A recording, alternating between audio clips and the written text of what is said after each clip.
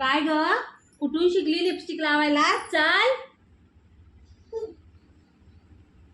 चांगला शेड आहे. चल काय पाहिजे? डॉक्टरनी काय सांगितलंय? बाहेरचं खायचं नाही. जा पाय पाय. हे काय आहे?